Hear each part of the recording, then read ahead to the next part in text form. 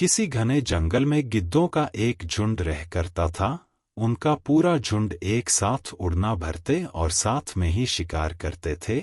एक बार वो सभी उड़ते उड़ते किसी टापू पर पहुंच गए। वहां बहुत सी मछली और मेंढक रहते थे।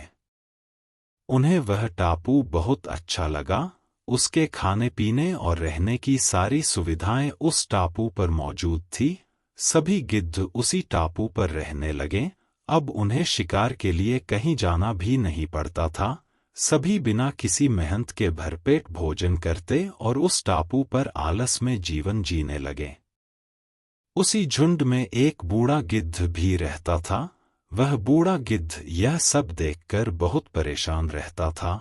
उसे अपने साथियों की आलस भरी दशा देखकर चिंता होने लगी। वो सभी गिद्धों को कई बार चेतावनी भी देता कि मित्रों, हमें फिर से शिकार के लिए उड़ान भरनी चाहिए, ताकि हम अपना शिकार करने की कला को और भी मजबूत बनाए रख सकें। अगर ऐसे ही आलस करेंगे तो एक दिन हम शिकार करना तक भूल जाएंगे। इसलिए हमें जल्द ही अपने पुराने जंगल में वापस जाना चाहिए। उस बूढ़े गिद्ध की सलाह सुनकर सभी गिद्ध हंसने लगे। वह उसका मजाक बनाने लगे। उन्होंने कहा कि बूढ़ा होने की वजह से इनका दिमाग खराब हो गया है, इसलिए यह हमें आरामदायक जीवन छोड़कर जाने की सलाह दे रहे हैं।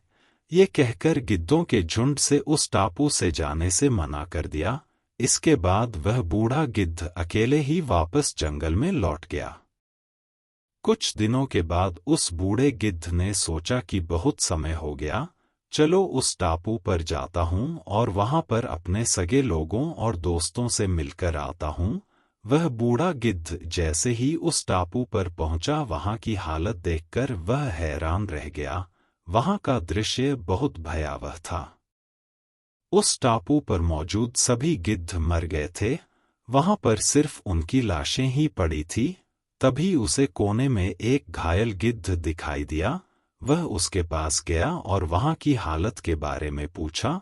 उसने बताया कि कुछ दिन पहले इस टापू पर चीतों का एक झुंड आया था, जिन्होंने उन पर हमला कर दिया और सबको मार दिया।